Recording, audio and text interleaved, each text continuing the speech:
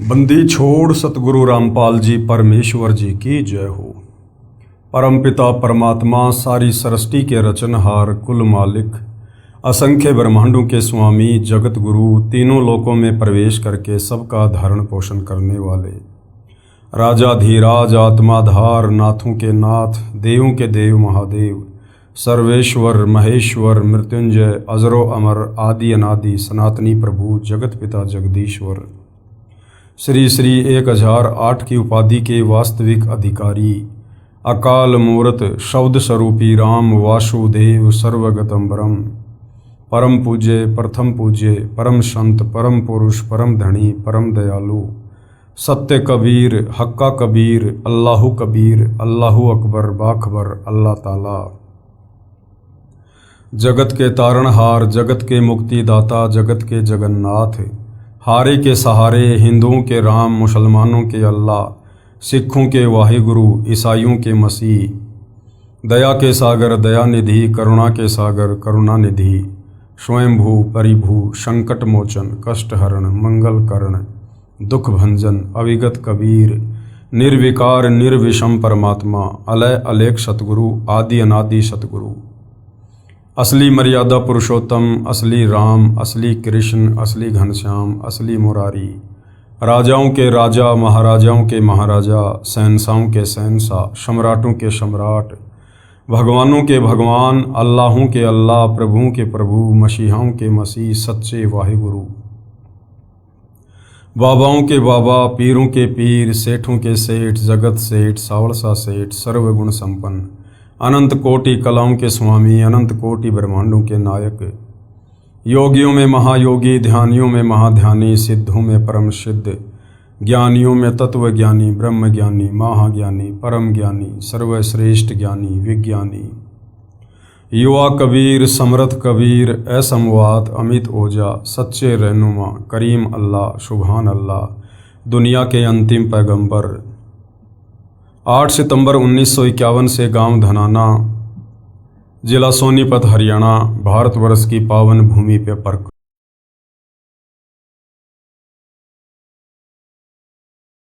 मेहर पूज्य गुरुदेव भगवान की परमेश्वर रामपाल जी की जिनके शुभ आशीर्वाद से विशेष आशीर्वाद से उन्हीं के सत्संगों के संग्रह के ऊपर बन चुकी पवित्र आध्यात्मिक पुस्तक कबीर बड़ा या कृष्ण के ऊपर वीडियो बनाने की श्रृंखला जारी है।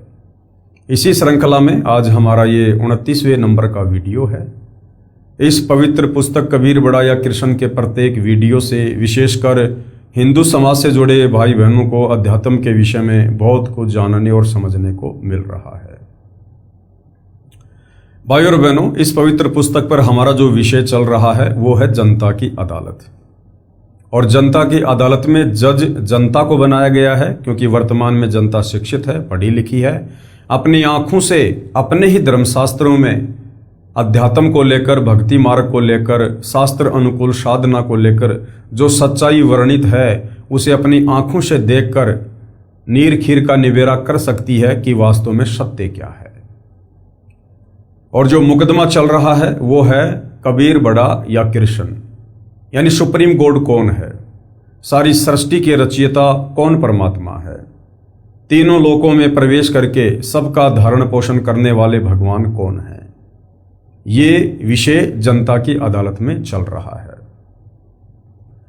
और इस विषय को लेकर श्री कृष्ण उर्फ विष्णु जी को पूर्ण परमात्मा बताते हुए उनके वकील बनकर जनता की अदालत में जो पैरवी कर रहे हैं वो हैं हिंदू धर्म के तमाम धर्मगुरु आचार्य शंकराचार्य। उनका कहना है कि श्री कृष्ण उर्फ विष्णु ही पूर्ण परमात्मा है, इन्होंने ही गीता जी का ज्ञान दिया है और इन्हीं की भक्ति से मुक्ति होगी। सभी शास्त्रों में इन्हीं को परमात्मा बताया गया है। ये अविनाशी हैं, अजरो अमर हैं, इनके कोई माता पिता नहीं हैं। तो दूसरी तरफ इन तमाम हिंदू धर्मगुरु आचार्य शंकराचार्यों की इन बातों का प्रमाणित हिंदू धर्म ग्रंथों से ही खंडन करते हुए कबीर जी के वकील सतगुरु रामपाल जी ने जनता के सामने ये क्लियर कर दिया है कि श्री कृष्ण उर्फ विष्णु ये पूर्ण परमात्मा नहीं है। श्री कृष्ण उर्फ विष्णु ये अजरो अमर नहीं है, अविनाशी नहीं है, ये तो नाशवान भगवान है। इनका जन्म होता है, इनकी मृत्यु होती है, इनके माता पिता भी हैं। इनकी माता का नाम दुर्गा है, इनके पिता का नाम काल ब्रह्म है। और जनता अब धीरे धीरे अध्यात्म में रुचि लेते हुए आगे बढ़ रही है। सतगुरु रामपाल जी से अध्यात्म को लेकर तरह तरह के सवाल कर रही है और सतगुरु रामपाल जी उनके प्रत्येक सवाल का प्रमाणिक जवाब भी दे रहे हैं। और जनता को अच्छे से समझाने के लिए आदरणीय धर्मदास जी की अमर कथा सुनाते हुए सतगुरु रामपाल जी जिज्ञासु जनता की शंकाओं का समाधान कर रहे हैं। तो इसी विषय में हम आगे बढ़ते हैं। 84 लाख प्रकार के जीवों से मानव देह उत्तम है।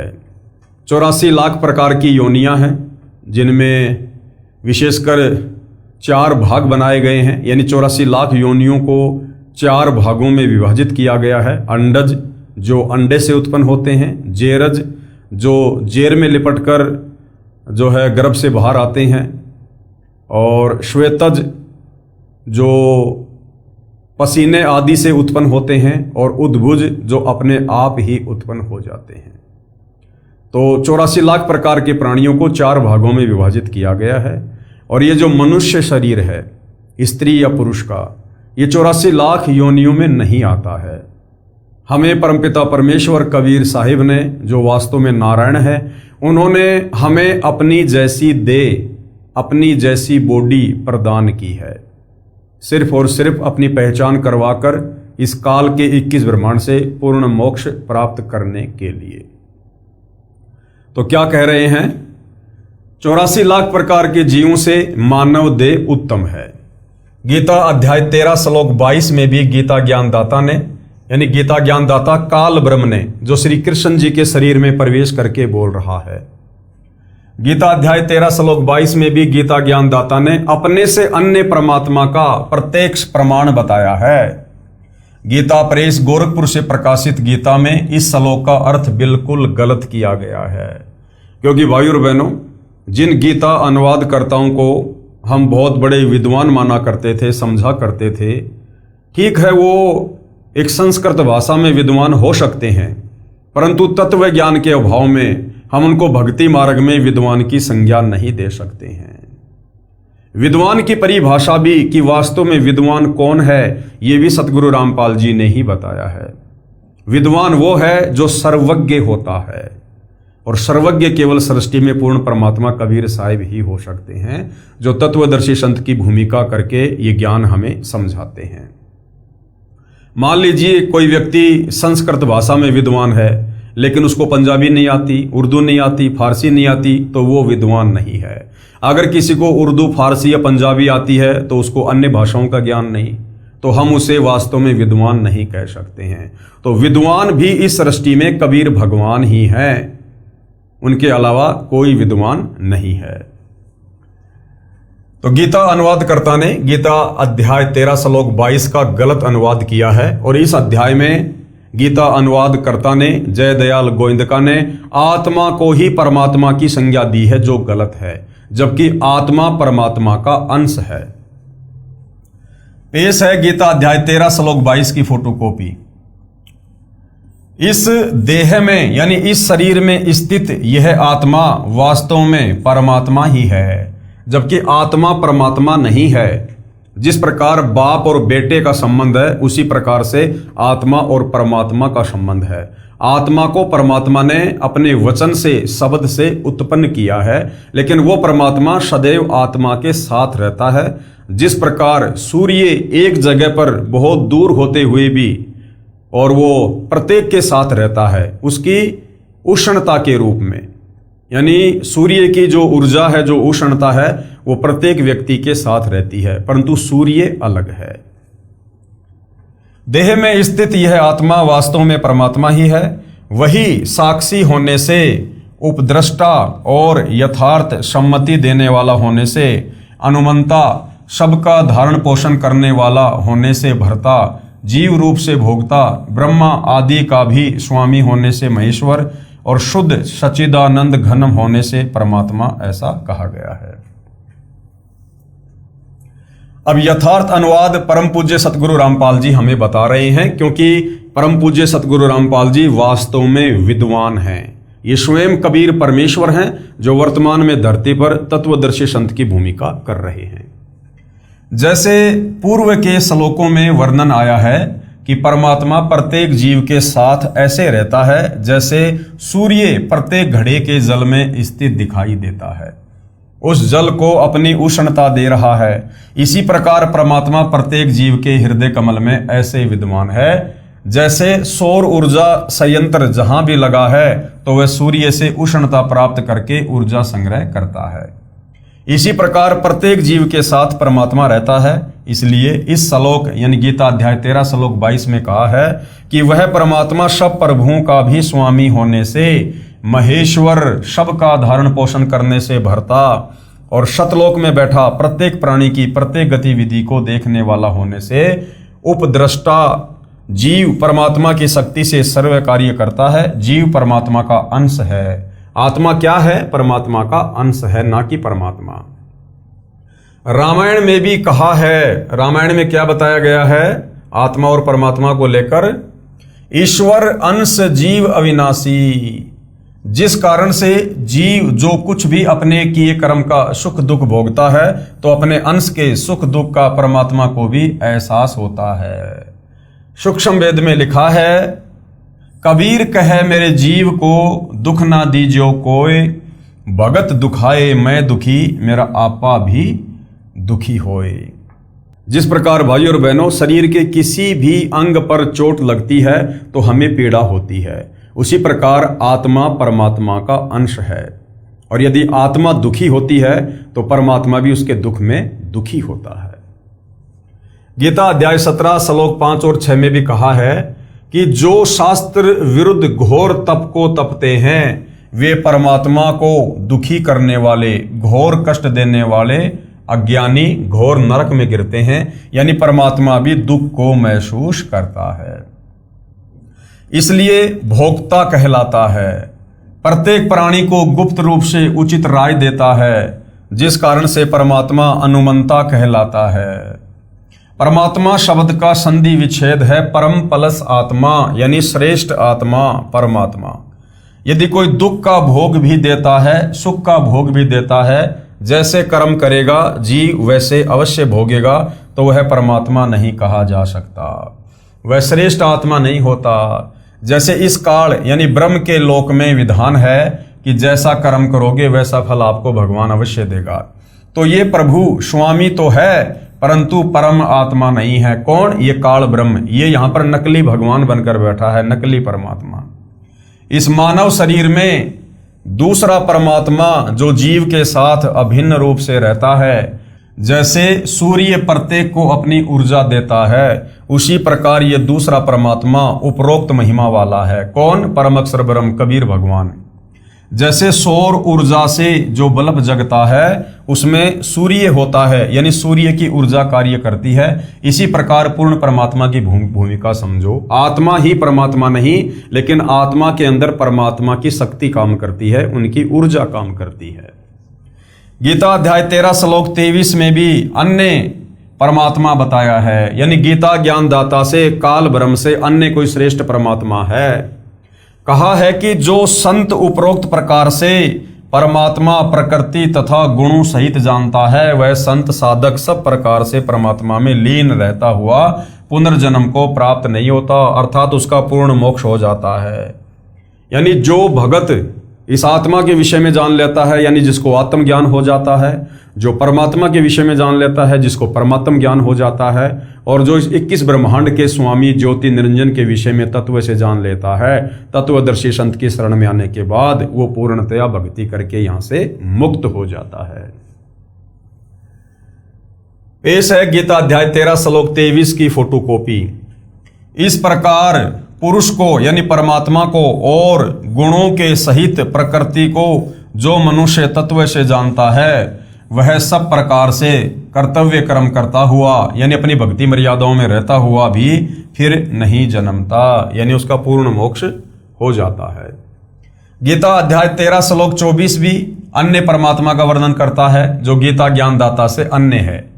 कहा है कि जो परमात्मा सूर्य के सदृश जीव आत्मा के साथ अभेद रूप से रहता है, उसको साधक यानी भगत ध्यान द्वारा दिव्य दृष्टि से हृदय में देखते हैं। जैसे बिजली को टेस्टर द्वारा देख लेते हैं, अन्य साधक ज्ञान सुनकर विश्वास करके परमात्मा का स्वरूप स्वीकार कर लेते हैं।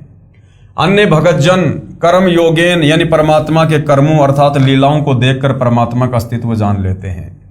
जैसे संसार में लगभग 7 अरब जनसंख्या है, किसी का भी चेहरा एक दूसरे से नहीं मिलता।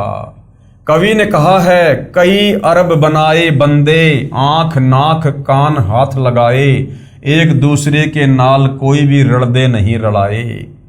इससे भी सिद्ध होता है कि कोई सर्वज्ञ शक्ति है, उसे परमात्मा कहा जाता है। कुछ भगत जन परमात्मा के इस प्रकार के कार्य देखकर परमात्मा को मानते हैं। पेश है गीता अध्याय 13 श्लोक 24 की फोटोकॉपी।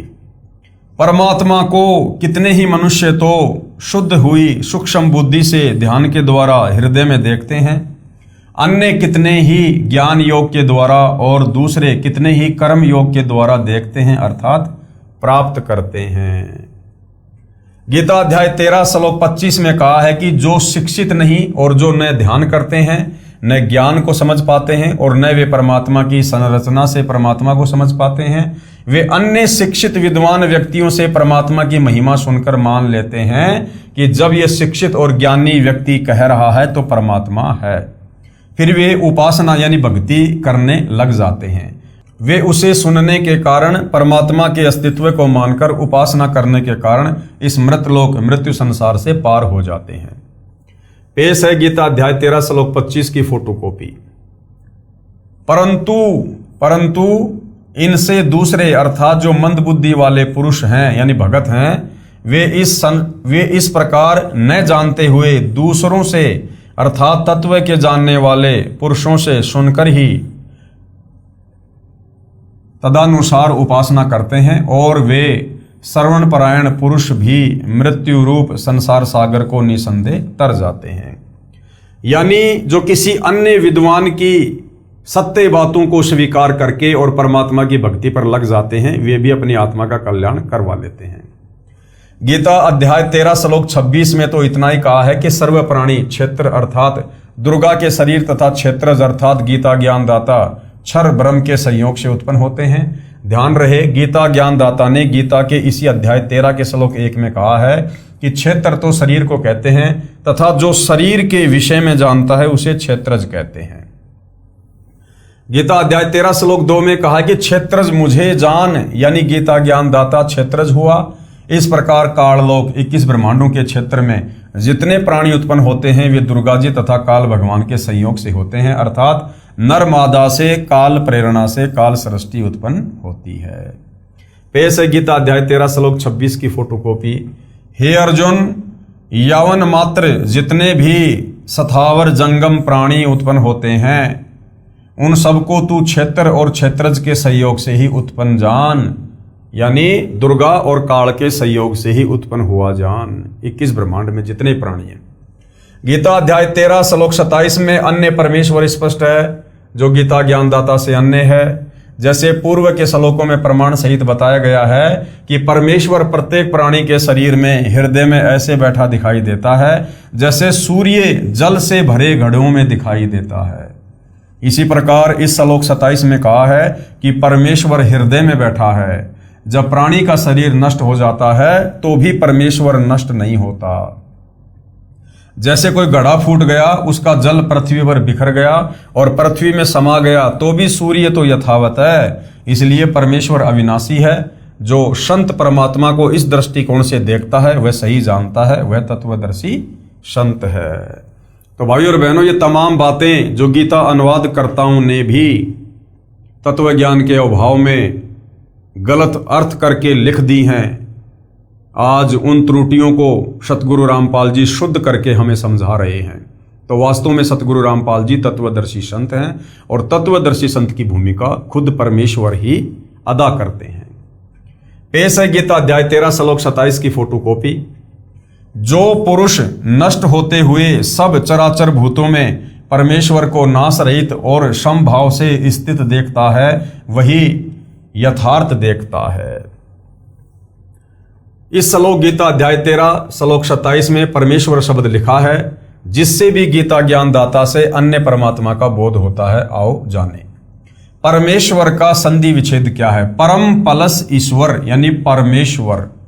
व्याख्या, ईश का अर्थ है स्वामी, प्रभु, मालिक, और वर का अर्थ है श्रेष्ठ या पति, ईश्वर। ईश तो गीता ज्ञान दाता है यानी क्षर पुरुष अर्थात क्षर ब्रह्म है, जो केवल 21 ब्रह्मांडों का प्रभु है। ये क्या है? ईश है ये। और ईश्वर, ईश अर्थात क्षर पुरुष से श्रेष्ठ प्रभु, वह केवल 7 संग ब्रह्मांडों का प्रभु है। इसे अक्षर पुरुष तथा परब्रह्म भी कहते हैं। तो अक्षर पुरुष या परब्रह्म को क्या कहते हैं? ईश्वर। यानी ये 21 ब्रह्मांड के ईश काल से उत्तम है, इसलिए इसको ईश्वर कहते हैं। और जो सबसे उत्तम है, ईश और ईश्वर से भी जो श्रेष्ठ है, वो है परम ईश्वर, परमेश्वर। नंबर 3, परमेश्वर। ईश्वर अर्थात अक्षर पुरुष से परम अर्थात श्रेष्ठ है, जो असंख्य ब्रह्मांडों का प्रभु है, उसे परम अक्षर ब्रह्म भी कहा जाता है। गीता अध्याय 8 श्लोक 3 में प्रमाण है। गीता अध्याय 15 श्लोक 16-17 में भी 3 पुरुषों का वर्णन है। क्षर पुरुष यानी ये काल ब्रह्म, ये गीता ज्ञानदाता ईश है, तथा अक्षर पुरुष ये ईश्वर है। तथा गीता अध्याय 15 श्लोक 17 में कहा है कि उत्तम पुरुष है यानी पुरुषोत्तम अर्थात वास्तव में सर्वश्रेष्ठ प्रभु। तो ऊपर के श्लोक गीता अध्याय 15 श्लोक 16 में कहे, दोनों क्षर पुरुष तथा अक्षर पुरुष से भिन्न है, उसी को वास्तव में परमात्मा कहा जाता है, परम ईश्वर कहा जाता है। और वही तीनों लोकों, क्षर पुरुष के 21 ब्रह्मांडों का क्षेत्र काल लोक कहा जाता है, तथा अक्षर पुरुष के 7 संग ब्रह्मांडों के क्षेत्र को परब्रह्म का लोक कहा जाता है। और ऊपर 4 लोक हैं, सतलोक, अलकलोक, अगमलोक तथा अकैलोक का क्षेत्र अमर लोक परमेश्वर का लोक कहा जाता है। इस प्रकार 3 लोकों का यहाँ पर वर्णन है। इन तीनों लोकों में प्रवेश करके सबका धारण पोषण करता है, वह वास्तव में अविनाशी परमेश्वर है। गीता अध्याय 13 श्लोक 27 में परमेश्वर शब्द है, जो गीता ज्ञानदाता से भिन्न सर्वशक्तिमान, सर्व का पालन करता का बोधक है। गीता अध्याय 13 श्लोक 28 में भी गीता ज्ञानदाता से अन्य प्रभु का प्रमाण है। इस श्लोक में ईश्वर शब्द परमेश्वर का बोधक है। जैसे ईश का अर्थ स्वामी, वर का अर्थ श्रेष्ठ, वास्तव में सबका ईश स्वामी तो परम अक्षर ब्रह्म है, वही श्रेष्ठ ईश है, इसलिए ईश्वर शब्द प्रकरणवश पूर्ण परमात्मा का बोधक है। यदि अन्य ईश नकली स्वामी नहीं होते तो ईश्वर तथा परमेश्वर शब्दों की आवश्यकता ही नहीं होती। इसलिए इस लोक में ईश्वर शब्द सत्य पुरुष का बोध जानो। पेश है गीता अध्याय 13 श्लोक 28 की फोटोकॉपी। क्योंकि जो पुरुष सब में समभाव से स्थित परमेश्वर को समान देखता हुआ अपने द्वारा अपने को नष्ट नहीं करता, इससे वह परम गति को प्राप्त होता है। गीता अध्याय 13 श्लोक 28 का भावार्थ है कि गीता ज्ञानदाता ने कहा है कि जो साधक यानी जो भगत सब प्रकार से परमेश्वर को समभाव में देखता हुआ अपनी आत्मा को अपनी अज्ञान आत्मा द्वारा नष्ट नहीं करता, अर्थात वह परमात्मा को सही समझकर उसकी साधना करके उससे दूसरी गति अर्थात मोक्ष को प्राप्त होता है, अर्थात वह साधक गीता ज्ञानदाता वाली परम गति जो गीता अध्याय 8 श्लोक 13 में कही है, उससे अन्य गति जो गीता अध्याय 15 श्लोक 4 में कही है, उसे प्राप्त होता है। गीता अध्याय 13 श्लोक 30 में स्पष्ट है कि गीता ज्ञानदाता ने अपने से अन्य परमात्मा की महिमा बताई है। इस श्लोक में भी गीता अध्याय 18 श्लोक 66 वाला एक शब्द है जिसका अर्थ उस एक परमात्मा किया है, इसलिए गीता अध्याय 18 श्लोक 66 में एकम शरणम व्रज कहा है। उसका अर्थ भी उस एक परमात्मा की शरण में जा सही अर्थ है। कहा है कि जो संत सर्व प्राणियों की स्थिति भिन्न भिन्न होते हुए भी एक परमात्मा सर्वशक्तिमान के अंतर्गत मानता है, तो वह समझो सच्चिदानंद घन ब्रह्म अर्थात परम अक्षर ब्रह्म को प्राप्त हो गया है। वह सत्य भक्ति करके उस परमेश्वर को प्राप्त हो जाता है। गीता अध्याय 13 श्लोक 30 की फोटोकॉपी। जिस क्षण यह पुरुष भूतों के पृथक पृथक भाव को एक परमात्मा में ही स्थित तथा उस परमात्मा से ही संपूर्ण भूतों का विस्तार देखता है, उसी क्षण वह सच्चिदानंद घन ब्रह्म को प्राप्त हो जाता है। यानी जो सभी जीवों में परमात्मा को देखता है वो उसी परमेश्वर को प्राप्त होने योग्य बन जाता है। गीता अध्याय 13 श्लोक 31 में भी गीता ज्ञानदाता ने अपने से अन्य परमात्मा के विषय में कहा है। इस श्लोक में परमात्मा शब्द है जिसकी स्पष्ट परिभाषा गीता अध्याय 15 श्लोक 17 में बताई है। कहा है कि जो उत्तम पुरुष अर्थात सर्वश्रेष्ठ प्रभु है, उत्तम पुरुष तु अन्य परमात्मा इति उदाहरते, वह तीनों लोकों में प्रवेश करके सबका धारण पोषण करता है। ये लोक त्रिरम अवश्य विवर्ती अवय ईश्वर है, वह वास्तव अविनाशी परमेश्वर है, उसी को परमात्मा कहा जाता है। वह क्षर पुरुष यानी काल तथा अक्षर पुरुष यानी परब्रह्म से अन्य है। पेश है गीता अध्याय 13 श्लोक 31 की फोटोकॉपी। हे अर्जुन, अनादि होने से और निर्गुण होने से यह अविनाशी परमात्मा शरीर में स्थित होने पर भी वास्तव में न तो कुछ करता है और न ही लिप्त ही होता है। इस श्लोक गीता अध्याय 13 श्लोक 31 में भी यही स्पष्ट किया गया है कि वह परमात्मा अनादि होने से, निर्गुण होने से प्रत्येक प्राणी के शरीर में सूर्य जैसे घड़े में स्थित होने पर भी न तो कुछ करता है, क्योंकि सब कार्य परमात्मा की शक्ति करती है। जैसे घड़े के जल में सूर्य दिखाई देता है, उससे जल गर्म हो रहा है, वह सूर्य करता नहीं दिखाई देता, उसकी उष्णता कर रही है। सूर्य कुछ नहीं करता दिखता और न ही परमात्मा उस शरीर में लिप्त होता है, जैसे सूर्य घड़े के जल में लिप्त नहीं होता। गीता अध्याय 13 श्लोक 32 में भी यही प्रमाण है। गीता अध्याय 13 श्लोक 33 में आत्मा और शरीर की स्थिति बताई है। फिर गीता अध्याय 13 श्लोक 34 में गीता ज्ञानदाता ने अपने से अन्य परमेश्वर की जानकारी दी है। कहा है कि इस प्रकार क्षेत्र यानी शरीर तथा क्षेत्रज यानी गीता ज्ञानदाता के भेद को तथा कर्म करते करते भक्ति करके काल की प्रकृति अर्थात काल जाल से मुक्त जो साधक ज्ञान नेत्रों द्वारा जानकर तत्वदर्शी संत की खोज करके सत्य शास्त्र अनुकूल साधना करके तत्व ज्ञान को समझकर उस परम अर्थात दूसरे परम ब्रह्म परमात्मा को प्राप्त होते हैं। उपरोक्त विवरण से स्पष्ट हुआ कि गीता ज्ञानदाता से अन्य पूर्ण परमात्मा है, जिसकी भक्ति की साधना करके साधक उस पूर्ण मोक्ष को प्राप्त हो जाता है, जो गीता अध्याय 15 श्लोक 4 में वर्णित है कि तत्व ज्ञान की प्राप्ति के पश्चात परमेश्वर के उस परम पद को खोजना चाहिए, जहां जाने के पश्चात साधक फिर लौटकर संसार में कभी नहीं आता। अर्थात इतने सारे जो श्लोक दिखाए गए हैं गीता जी के, ये सारे के सारे श्लोक यही प्रमाणित करते हैं कि गीता ज्ञानदाता काल ब्रह्म से अन्य कोई पूर्ण परमात्मा है, सर्वश्रेष्ठ परमात्मा है, जो तीनों लोकों में प्रवेश करके सबका धारण पोषण करता है और उसी को इष्ट मानकर भक्ति करनी चाहिए पूर्ण मोक्ष के लिए। पेश है गीता अध्याय 13 श्लोक 34 की फोटोकॉपी। इस प्रकार क्षेत्र और क्षेत्रज के भेद को तथा कार्य सहित प्रकृति से मुक्त होने को जो पुरुष ज्ञान नेत्रों द्वारा तत्व से जानते हैं, वे महात्मा जन परम ब्रह्म परमात्मा को प्राप्त होते हैं।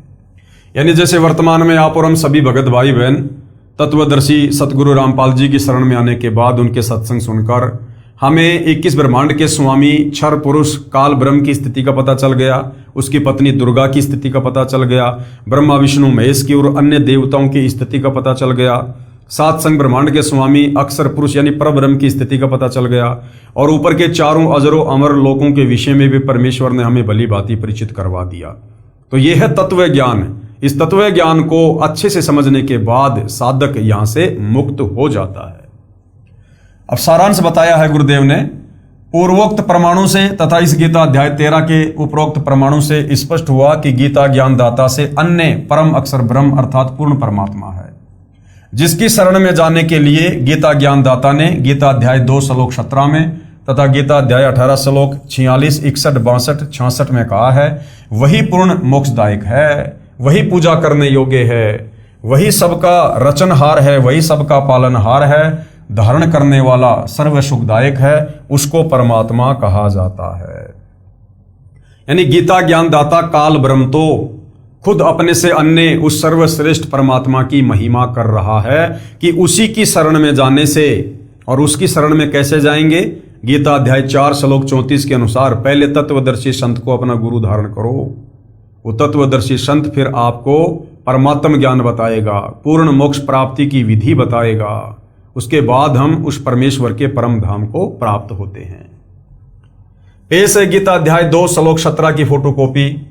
नाश रहित तो तू उसको जान, जिससे यह संपूर्ण जगत दृश्य वर्ग यानी व्याप्त है। इस अविनाशी का विनाश करने में कोई भी समर्थ नहीं है। खुद गीता ज्ञानदाता अपने से अन्य किसी और परमात्मा को अविनाशी बता रहा है। पेश है गीता अध्याय 18 श्लोक 46, 61, 62 तथा 66 की फोटोकॉपियां। गीता अध्याय 18 श्लोक 46 की फोटोकॉपी।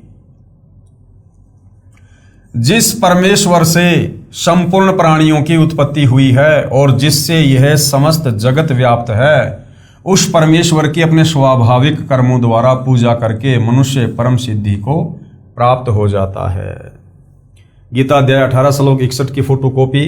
हे अर्जुन, शरीर रूप यंत्र में आरूढ़ हुए संपूर्ण प्राणियों को अंतर्यामी परमेश्वर अपनी माया से उनके कर्मों के अनुसार भ्रमण कराता हुआ सब प्राणियों के हृदय में स्थित है। यानी अपने से अन्य परमात्मा के विषय में गीता ज्ञानदाता बता रहा है। गीता अध्याय 18 श्लोक 62 की फोटोकॉपी। हे भारत, तू सब प्रकार से उस परमेश्वर की ही शरण में जा। गीता ज्ञानदाता अपने से अन्य उस परम अक्षर ब्रह्म की शरण में जाने के लिए अर्जुन को कह रहा है।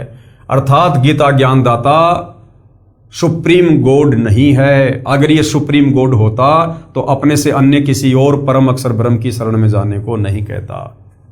उस परमात्मा की कृपा से ही तू परम शांति को तथा सनातन परम धाम को प्राप्त होगा। परम शांति यानी तेरा जन्म मरण का रोग समाप्त हो जाएगा और परम धाम यानी सतलोक को प्राप्त हो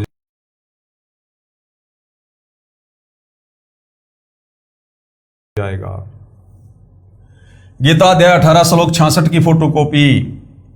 सर्व धर्मान परित्यज्य माम एकम शरणम व्रज अहम तवा सर्व पापे भे मोक्षयामि मा शुच। संपूर्ण धर्मों को अर्थात संपूर्ण कर्तव्य कर्मों को, कर्तव्य कर्म क्या होते हैं? भक्ति कर्म, मुझ में त्याग कर तू केवल एक मुझ सर्वशक्तिमान सर्वाधार परमेश्वर की ही शरण में आ जा। ये गलत कर दिया गीता अनुवादकर्ताओं ने। एक ने नहीं, दो ने नहीं, जितने भी अनुवादकर्ताओं ने गीता का अनुवाद किया है, तत्व ज्ञान के अभाव में इन्होंने इस श्लोक के अर्थ का अनर्थ कर दिया है। व्रज का मतलब जाना होता है और सभी गीता अनुवादकर्ताओं ने आना किया है, जो गलत है। क्यों? क्योंकि ये श्री कृष्ण उर्फ विष्णु से ऊपर किसी और को परमात्मा नहीं मान रहे थे, जिस कारण से घुमा फिरा के ये टोपी श्री कृष्ण जी के ऊपर, श्री विष्णु जी के ऊपर ही पहना दी गई। पेश है गीता अध्याय 18 श्लोक 66 का यथार्थ अनुवाद। अब इसका सही अनुवाद क्या है, वास्तविक अनुवाद क्या है, वो परमेश्वर रामपाल जी ने किया है। अन्य अनुवादकर्ताओं ने इस श्लोक का सरलार्थ गलत किया है। व्रज शब्द का अर्थ जाना होता है और इन्होंने क्या कर दिया? आना। पेश है यथार्थ अनुवाद गीता अध्याय 18 श्लोक 66 का। ये देखिएगा। सर्व धर्मानाम परिताजे माम एकम शरणम व्रज, ये व्रज शब्द है। अहम तवा सर्व पापेभ्यो मोक्षयामि मा शुच। गीता अध्याय 18 श्लोक 62 में जिस परमेश्वर की शरण में जाने को कहा है, इस श्लोक 66 में भी उसी के विषय में कहा है कि मेरे स्तर की संपूर्ण धार्मिक पूजाओं को मुझ में त्याग कर तू केवल एकम यानी एक उस अद्वितीय परमात्मा परम अक्षर ब्रह्म की शरण में जा। व्रज का मतलब होता है जा, जबकि गीता अनुवादकर्ताओं ने व्रज का अर्थ कर दिया आजा। अहम यानी मैं तुझे संपूर्ण पापों से छुड़वा दूंगा, शोक मत कर। काल ब्रह्म कह रहा है कि मैंने तेरे ऊपर जितने भी कर्म बंधन लगा रखे हैं, तू मेरे स्तर की भक्ति साधना मुझ में समर्पित कर दे और उस परमपिता परमेश्वर की शरण में जा, मैं तुझे मुक्त कर दूंगा। अन्य गीता अनुवादकर्ताओं ने वर्ज शब्द का अर्थ आना किया है, जो अनुचित है। वर्ज शब्द का अर्थ जाना, चला जाना आदि होता है। गीता अध्याय 13 श्लोक 30 में भी एकम का अर्थ इस प्रकार किया है, जिस समय साधक प्राणियों के पृथक पृथक भाव को एक परमात्मा में स्थित तथा उस परमात्मा से ही संपूर्ण भूतों के विस्तार को देखता है, उसी क्षण सच्चिदानंद घन ब्रह्म यानी परमेश्वर को प्राप्त हो जाता है। यानी वह उस परमेश्वर को जानकर उसकी पूजा करके मोक्ष प्राप्त करता है। तो यहां पर जो ये एकम शब्द है इस श्लोक में, इस एकम का अर्थ किया है परमात्मा, जो बिल्कुल सही है। अब यहां पर देखिएगा, जो ये एकम शब्द है गीता अध्याय 18 श्लोक नंबर 62 में, कि सर्वधर्मान परित्यज्य माम एकम एकम शरणम व्रज। तो एकम का अर्थ इन्होंने खुद किया है परमात्मा, यानी उस एक परमात्मा की शरण में जा। लेकिन तत्व ज्ञान के अभाव में अर्थ का इन्होंने अनर्थ कर दिया। भावार्थ, गीता अध्याय 18 श्लोक 63 का भावार्थ है कि गीता ज्ञानदाता ब्रह्म कह रहा है कि हे अर्जुन, ये गीता वाला अति गोपनीय ज्ञान मैंने तुझे कह दिया। फिर गीता अध्याय 18 श्लोक 64 में गीता ज्ञानदाता एक और संपूर्ण गोपनीयों से भी गोपनीय वचन कहता है कि वह परमेश्वर जिसके विषय में अध्याय 18 श्लोक 62 में कहा है, वह परमेश्वर मेरा यानी गीता ज्ञानदाता काल का भी इष्ट देव अर्थात पूज्य देव है। यही प्रमाण अध्याय 15 श्लोक 4 में भी कहा है कि मैं भी उस परमेश्वर की शरण में हूं। गीता ज्ञानदाता ये काल ब्रह्मा विष्णु महेश का पिता खुद कह रहा है गीता अध्याय 15 श्लोक 4 में कि अर्जुन, मैं भी उसी परमेश्वर की शरण में हूं, यानी जो इस गीता ज्ञानदाता से सर्वश्रेष्ठ है। 21 ब्रह्मांड का स्वामी अपने से सर्वश्रेष्ठ की ही शरण में हो सकता है। इससे सिद्ध है कि गीता ज्ञानदाता प्रभु से यानी इस काल ब्रह्म से कोई अन्य सर्वश्रेष्ठ परमेश्वर है और वही पूजा के योग्य है, यानी सृष्टि में एकमात्र उसी की पूजा करनी चाहिए। यही प्रमाण 15 श्लोक 17 में भी है। गीता ज्ञानदाता प्रभु कहता है कि अध्याय 15 श्लोक 16 में वर्णित क्षर पुरुष यानी ब्रह्म तथा अक्षर पुरुष यानी परब्रह्म से भी श्रेष्ठ परमेश्वर तो उपरोक्त दोनों से अन्य ही है, वही वास्तव में परमात्मा कहलाता है, वह वास्तव में अविनाशी है, उसी की शरण में जाने के लिए कहा है। अब आगे धर्मदास जी ने ये सारी बातें सुनकर, अध्यात्म को अच्छे से जानकर और जिंदा वेश में कबीर परमेश्वर जी से आगे और जिज्ञासावश प्रश्न कर रहा है। और आगे उन्होंने क्या प्रश्न किया? प्रश्न नंबर 45 धर्मदास जी का। गीता अध्याय 4 श्लोक 6 में गीता ज्ञानदाता ने कहा है कि मैं अजन्मा और अविनाशी रूप होते हुए भी, समस्त प्राणियों का ईश्वर होते हुए भी अपनी योग माया से प्रकट होता हूं। इसमें श्री कृष्ण जी अपने आप को समस्त प्राणियों का अविनाशी ईश्वर कह रहे हैं, अपने को अजन्मा भी कहा है। तो परमेश्वर ने जिंदा रूप में क्या उत्तर दिया? उत्तर जिंदा परमेश्वर का, हे धर्मदास जी, गीता ज्ञानदाता काल ब्रह्म ने श्री कृष्ण जी के शरीर में प्रवेश करके कहा है श्री कृष्ण जी की कोई भूमिका नहीं है। गीता ज्ञान देने वाला काल ब्रह्म है और गीता ज्ञानदाता ने कहा है कि जितने प्राणी मेरे 21 ब्रह्मांडों में मेरे अंतर्गत हैं, मैं उनका श्रेष्ठ प्रभु हूं, भगवान हूं। यही प्रमाण गीता अध्याय 15 श्लोक 18 में भी है कि गीता ज्ञानदाता ने कहा है कि मैं लोक वेद यानी सुनी सुनाई बातों के आधार से अपने 21 ब्रह्मांडों वाले लोक में पुरुषोत्तम यानी परमात्मा प्रसिद्ध हूं, क्योंकि मैं शरीरधारी प्राणियों से तथा अविनाशी जीवात्मा से भी श्रेष्ठ हूं, जो मेरे अंतर्गत मेरे 21 ब्रह्मांडों में है। वास्तव में पुरुषोत्तम तो कोई अन्य ही है, जिसका वर्णन गीता अध्याय 15 श्लोक 17 में बता दिया गया है। तो ये काल ब्रह्म जो है ये अविनाशी नहीं है, ये सर्वश्रेष्ठ परमात्मा नहीं है।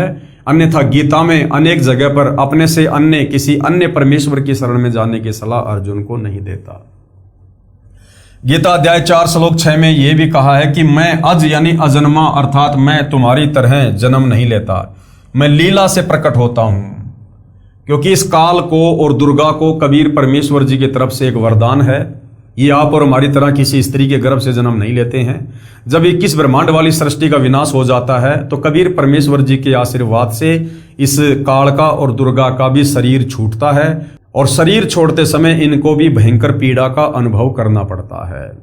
और उसके बाद कबीर परमेश्वर जी की वचन शक्ति से उनके वरदान के अनुसार इनको ऑटोमेटिक युवा शरीर पुनः प्राप्त हो जाता है। गीता के अध्याय 4 श्लोक 6 में यह कहा है कि मैं अजन्मा अर्थात मैं तुम्हारी तरह जन्म नहीं लेता, मैं लीला से प्रकट होता हूं। जैसे गीता अध्याय 10 में विराट रूप दिखाया था, फिर अध्याय 10 श्लोक 2 में स्पष्ट किया कि मेरी उत्पत्ति होती है। गीता अध्याय 4 श्लोक 6 में कहा है कि मेरी आत्मा अमर है। फिर कहा है कि अपनी लीला से उत्पन्न होता हूं। यहां पर उत्पन्न होने की बात है, यह खुद स्वीकार कर रहा है कि मैं भी उत्पन्न होता हूं, लेकिन लीला से, क्योंकि यह काल ब्रह्म अक्षर पुरुष के एक युग के उपरांत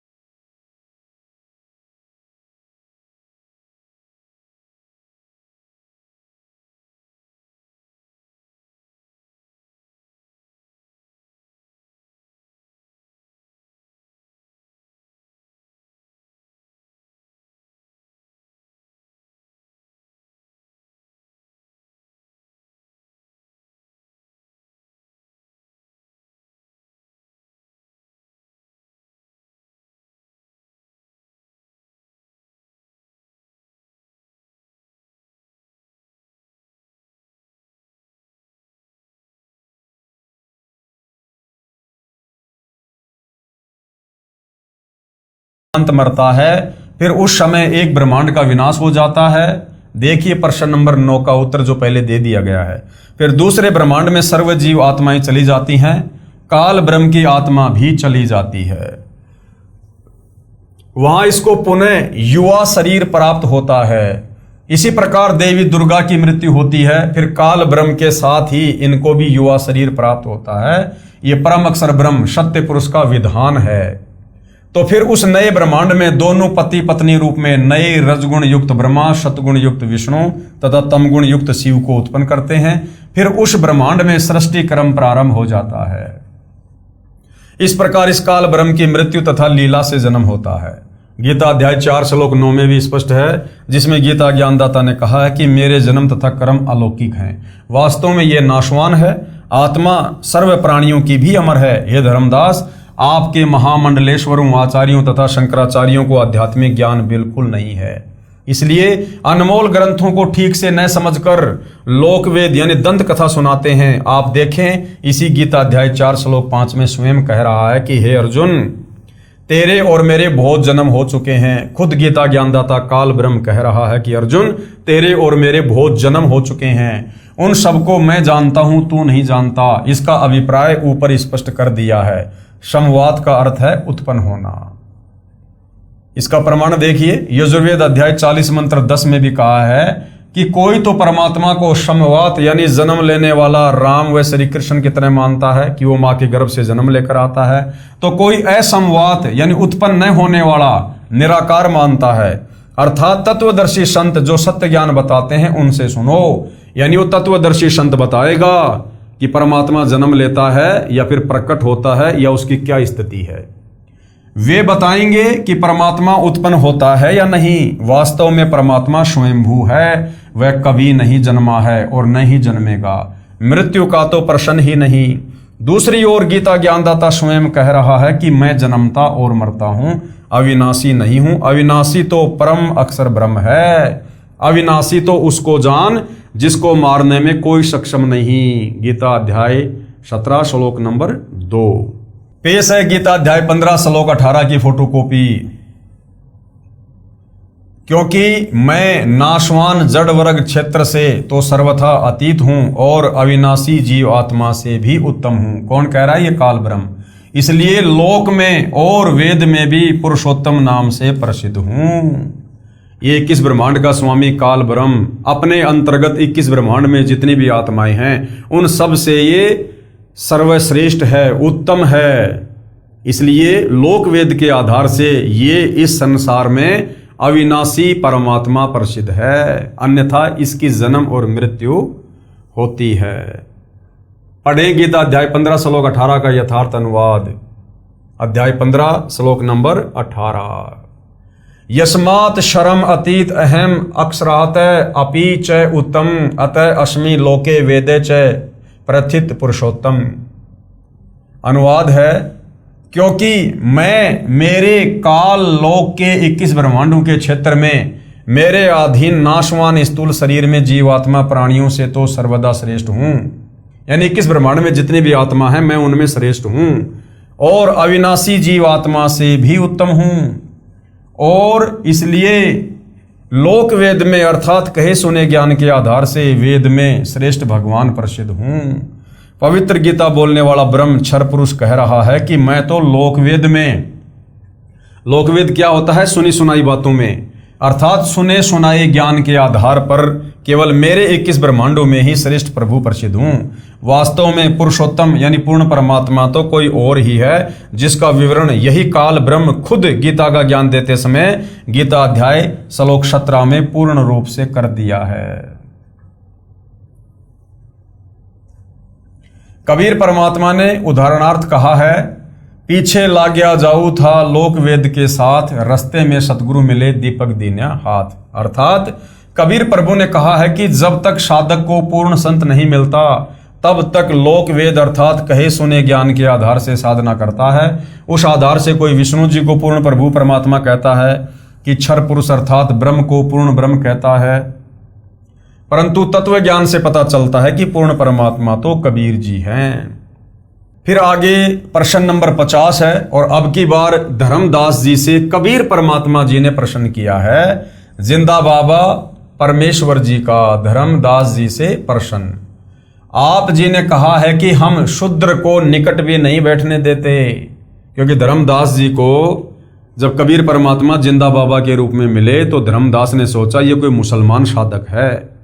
तो धर्मदास जी अपने आप को सर्वश्रेष्ठ मानते हुए कह रहे थे कि हम शूद्र को निकट भी नहीं बैठने देते, शुद्ध रहते हैं, इससे भक्ति में क्या हानि होती है। उत्तर धर्मदास जी का, शूद्र के छू लेने से भगत अपवित्र हो जाता है, परमात्मा रुष्ट हो जाता है, आत्मग्लानि हो जाती है, मैं ऊंची जाति के वैश्य हूं। तो परमेश्वर जी ने फिर धर्मदास जी को किस प्रकार से और क्या समझाया। कथनी और करनी में अंतर। प्रश्न नंबर 46 धर्मदास जी का। हे जिंदा, ये तो सत्य ही है कि शूद्र से दूरी बनाए रखने से भगत की पवित्रता बनी रहती है, क्या आप नहीं मानते।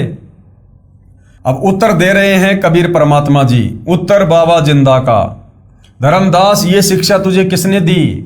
धर्मदास जी ने कहा, हमारे धर्मगुरु बताते हैं, आचार्य शंकराचार्य तथा ब्राह्मण बताते हैं।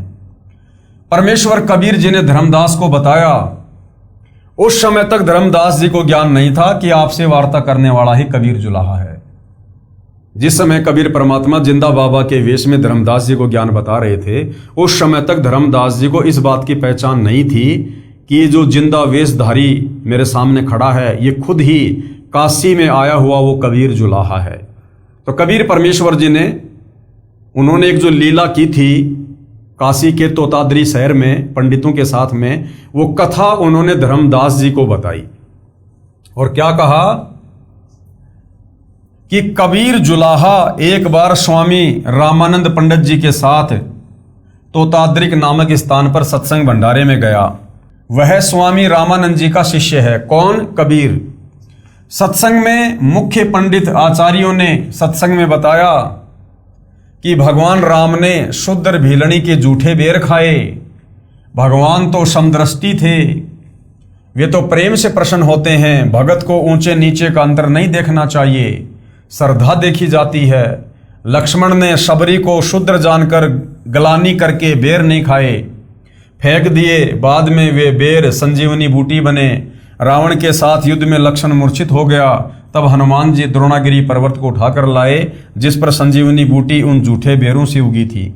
उस बूटी को खाने से लक्ष्मण सचेत हुआ, जीवन रक्षा हुई। शबरी की भगवान के प्रति ऐसी श्रद्धा थी, किसी की श्रद्धा को ठेस नहीं पहुंचानी चाहिए। सत्संग के तुरंत बाद लंगर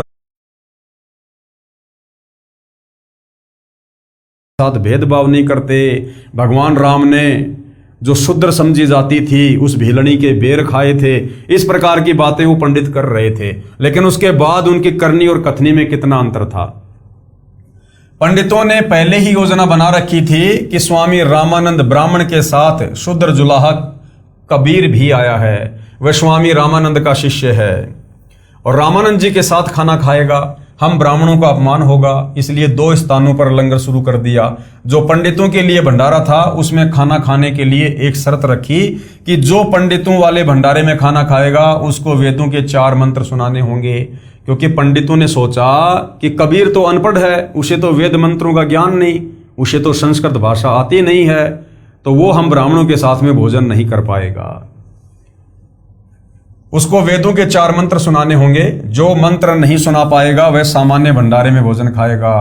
सबको पता था कि कबीर जुलाहा काशी वाला तो अशिक्षित है, उसको वेद मंत्र कहां से याद हो सकते हैं। सब पंडित जी 4-4 वेद मंत्र सुना सुनाकर पंडितों वाले भोजन भंडारे में प्रवेश कर रहे थे। पंक्ति लगी थी, उसी पंक्ति में कबीर जुलाहा भी खड़ा था। वेद मंत्र सुनाने कि कबीर जी की बारी आई। थोड़ी दूर पर एक भैंसा यानी झोटा घास चर रहा था। कबीर जी ने भैंसे को पुकारा और कहा कि हे भैंसे पंडित, यहां आइएगा। भैंसा दौड़ा दौड़ा आया, कबीर जी के पास आकर खड़ा हो गया।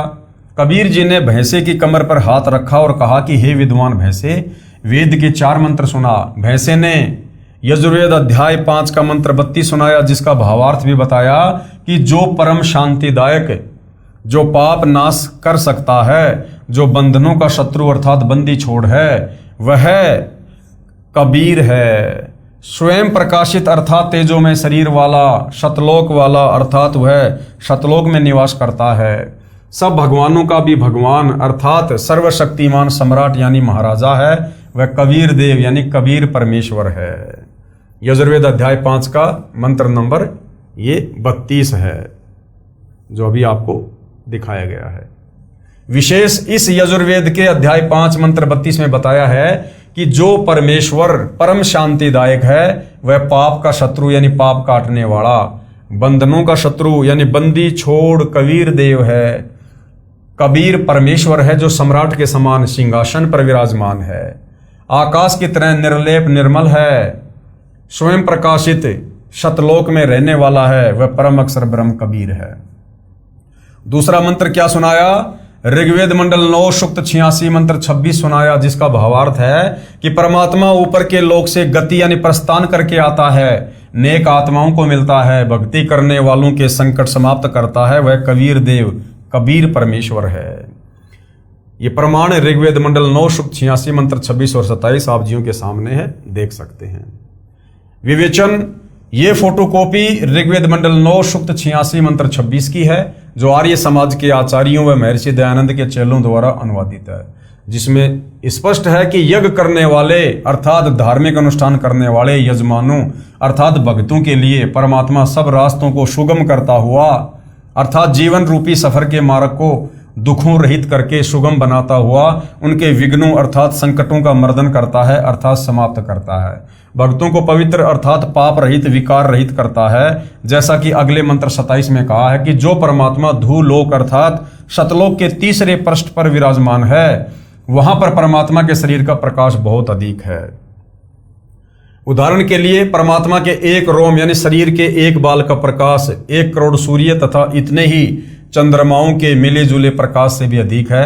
यदि वह परमात्मा उसी प्रकाश युक्त शरीर से पृथ्वी पर प्रकट हो जाए तो हमारी चरम दृष्टि उन्हें देख नहीं सकती। जैसे उल्लू पक्षी दिन में सूर्य के प्रकाश के कारण कुछ भी नहीं देख पाता है, यही दशा मनुष्यों की हो जाए। इसलिए वह परमात्मा अपने रूप अर्थात शरीर के प्रकाश को सरल करता हुआ उस स्थान से जहां परमात्मा ऊपर रहता है वहां से गति करके यानी चलकर बिजली के समान क्रीड़ा अर्थात लीला करता हुआ चलकर आता है।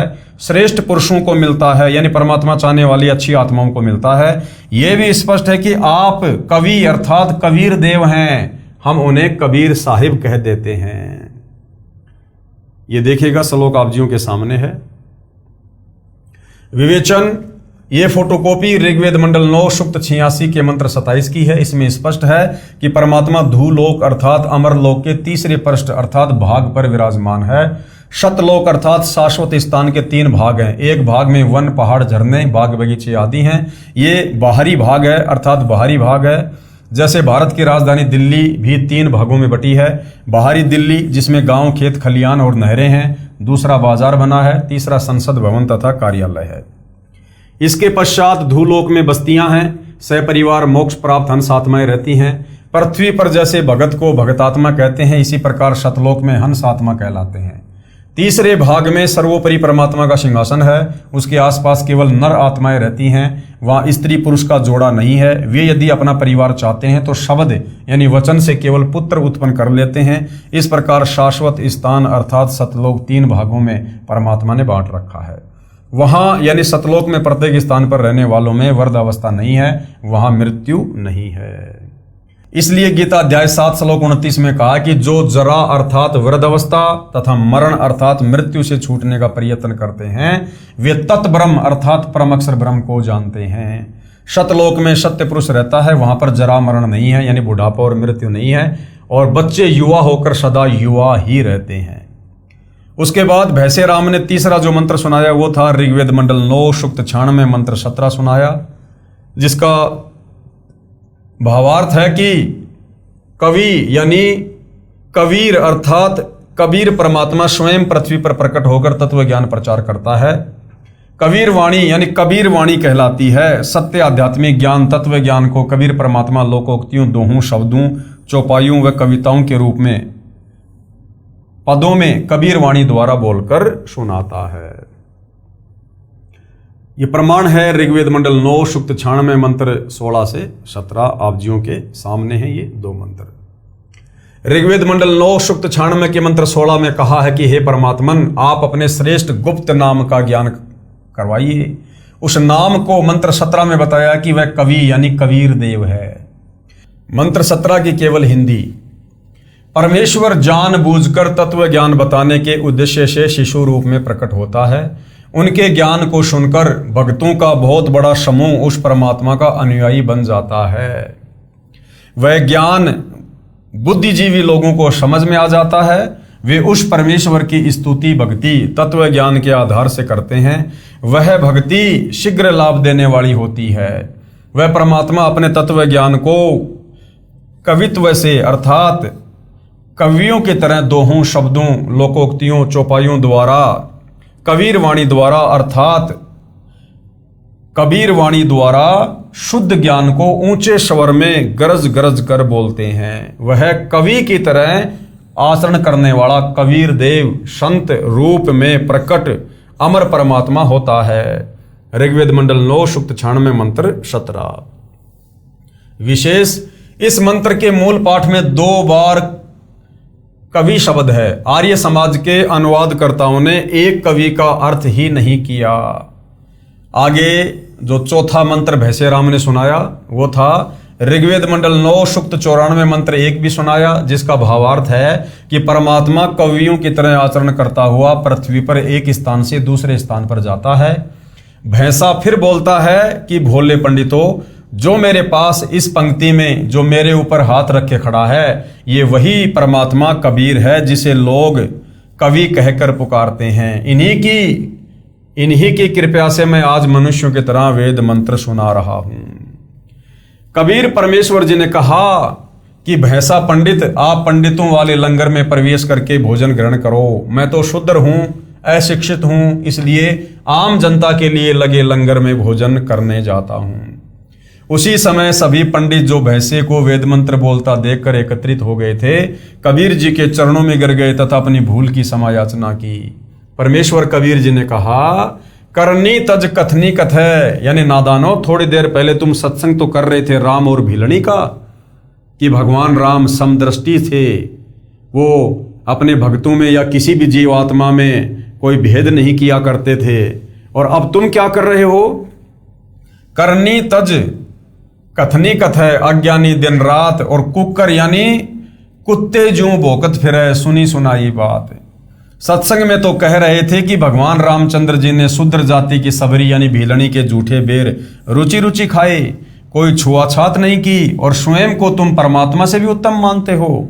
कहते हो करते नहीं, एक दूसरे से सुनी सुनाई बात कुत्ते की तरह भोगते रहते हो। सभी उपस्थित पंडितों सहित हजारों की संख्या में कबीर जुलाई के शिष्य बने, दीक्षा ली, शास्त्र विरुद्ध भक्ति त्याग कर शास्त्र विधि अनुसार भक्ति शुरू की और आत्मा का कल्याण करवाया। प्रमाण ऋग्वेद मंडल 9 सूक्त 94 मंत्र 1 जो अभी आपको बता दिया गया है।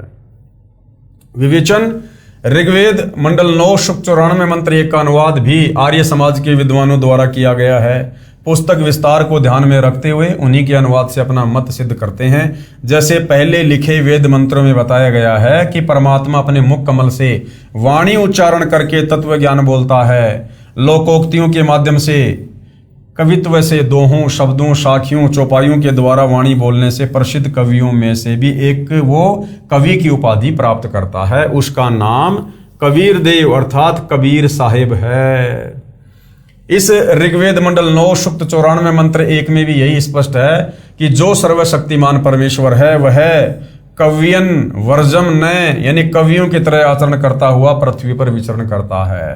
हे धर्मदास, यही बात आप कह रहे हो कि हम शूद्र को पास भी नहीं बैठने देते। यानी धर्मदास को यह बात समझाने के लिए परमात्मा ने वेद मंत्रों का हवाला दिया और क्या कहा कि हे धर्मदास, यही बात आप कह रहे हो कि हम शूद्र को पास भी नहीं बैठने देते। धर्मदास बहुत शर्मसार हुआ, परंतु परमात्मा की शिक्षा को अपने ऊपर व्यंग समझकर खिंच गया तथा कहा कि हे जिंदा, आपकी जली भुनी बातें अच्छी नहीं लगती। यानी इतना ज्ञान समझाने के बाद भी, सारे प्रमाण दिखाने के बाद भी धर्मदास बीच बीच में काल प्रेरित हो जाया करता था। आपको बोलने की सभ्यता नहीं है। कहते हो कि कुत्ते की तरह सुनी सुनाई बातें तुम सब भोगते फिरते हो। यह कहकर धर्मदास जी ने मुंह बना लिया, यानी नाराज हो गया परमात्मा से, नाराजगी जाहिर की। परमात्मा जिंदा रूप में अंतर्ध्यान हो गए। चौथी बार अंतर्ध्यान हो गए तो धर्मदास का जीना मुश्किल हो गया। पछाड़ खा खा कर रोने लगा। उस दिन फिर वृंदावन में धर्मदास से परमात्मा की वार्ता हुई थी। इस प्रकार परमेश्वर कबीर जी कुल मिलाकर 6 बार अंतर्ध्यान हुए। तब धर्मदास जी की अकल ठिकाने आई। वृंदावन मथुरा से चलकर धर्मदास रोता हुआ अपने गांव बांधवगढ़ की ओर वापस चल पड़ा। धर्मदास जी ने 6 महीने का कार्यक्रम तीर्थों पर भ्रमण का बना रखा था। वो 15 दिन में ही वापस घर आ गया। गरीबदास जी ने अपने अमृतवाणी में कहा है, तहां वहां रोवत है धर्मनि नागर, कहाँ गए मेरे सुख के सागर। अति वियोग हुआ हमसे ती, जैसे निर्धन की लुट जाए खेती। हम तो जाने तुम दे स्वरूपा, हमारी बुद्धि अंध गहर कूपा। कल्प करे और मन में रोवे, दसो दिशा को वो मग जोवे। बेग मिलो करहूं अपघाता, मैं ना जीऊं सुनो विधाता। अब धर्मदास जी बहुत दुखी हो गए और क्या कुछ परमपिता परमेश्वर से कहने लगे। जब धर्मदास जी बांधवगढ़ पहुंचा उस समय बहुत रो रहा था। घर में प्रवेश करके मुंह के बल गिरकर फूट फूट कर रोने लगा। उसकी पत्नी का नाम आमिनी देवी था। अपने पति को रोता हुआ देखकर तथा समय से पहले वापस लौटा देखकर मन मन में विचार किया कि लगता है भगत जी को किसी ने लूट लिया है। धन न रहने के कारण वापस घर लौट आया है। धर्मदास जी के पास बैठकर अपने हाथों आंसू पोंछती हुई बोली, क्यों कच्चा मन कर रहे हो? कोई बात नहीं, किसी ने आपकी यात्रा का धन लूट लिया। आपके पास धन की कमी थोड़ी है, और ले जाना। अपनी तीर्थ यात्रा पूरी करके आना, मैं मना थोड़े करूंगी। कुछ देर बाद दृढ़ मन करके धर्मदास जी ने कहा कि आमिनी, यदि रुपए पैसे वाला धन लुट गया होता तो मैं और ले जाता। मेरा ऐसा धन लुट गया है जो शायद अब नहीं मिलेगा। वह मैंने अपने हाथों अपनी मूर्खता से गवाया है। जिंदा महात्मा से हुई सारी ज्ञान चर्चा तथा जिंदा बाबा से सुनी सृष्टि रचना आमिनी देवी को सुनाई। सर्व ज्ञान परमाणु सहित देखकर आमिनी ने कहा कि सेठ जी, आप तो निपुण व्यापारी थे, कभी घाटे का सौदा नहीं करते थे। इतना प्रमाणित ज्ञान फिर भी आप नहीं माने। साधु को तो नाराज होना ही था। कितनी बार आपको मिले, बच्चे की तरह समझाया, आपने उस दाता को क्यों ठुकराया? धर्मदास ने कहा, आमिनी, जीवन में पहली बार हानि का सौदा किया है। ये हानि अब पूर्ति नहीं हो पाएगी। वह धन नहीं मिला तो मैं जीवित नहीं रह पाऊंगा। धर्मदास जी को शतलोक में लेकर जाना। उसके बाद भाई और बहनों, काफी समय के बाद, लगभग 6 महीने के बाद आदरणीय धर्मदास जी की परमात्मा के प्रति वो तड़प, वो कशक दिन ब दिन बढ़ती चली गई। और अंत में धर्मदास जी ने निर्णय कर लिया कि यदि अब मुझे परमात्मा वापस नहीं मिलेंगे तो मैं आत्मघात करूंगा, आत्महत्या करूंगा। तो 6 महीने के बाद कबीर परमात्मा उसी जिंदा वेश में पुनः धर्मदास जी को मिलते हैं और उसके बाद धर्मदास जी की जिद पर उन्हें सतलोक के दर्शन करवाकर वापस लाते हैं। धर्मदास जी अपनी आंखों से सतलोक को देखकर और उसी जिंदा बाबा को सतलोक के सिंहासन पर बैठा हुआ देखकर आश्चर्यचकित हो जाता है और साथ में शर्मिंदा भी होता है कि जो नीचे मुझे ज्ञान समझा रहे थे जिंदा रूप में, ये खुद ही असंख्य ब्रह्मांडों के स्वामी हैं, ये कबीर देव हैं और मैंने इनके साथ में कई बार बदतमीजियां की। उसके लिए धर्मदास बहुत ज्यादा शर्मसार भी हो रहा था। तो आगे की क्या घटना है, किस प्रकार से परमात्मा धर्मदास जी को मिले, उनकी आत्मा को शरीर से निकालकर सतलोक लेकर गए, पुनः धर्मदास जी को वापस छोड़ा, उसके बाद फिर आगे क्या होता है, ये जनता की अदालत में जनता को समझाते हुए सतगुरु रामपाल जी धर्मदास जी की अमर कथा सुना रहे हैं। आगे इस कथा में क्या होगा, क्या नहीं होगा, इस विषय पर हम अगले एपिसोड में चर्चा करेंगे। तब तक पूज्य गुरुदेव भगवान हम सबको आज्ञा दें, आशीर्वाद दें, सद्बुद्धि दें। बंदी छोड़ सतगुरु रामपाल जी परमेश्वर जी की जय हो।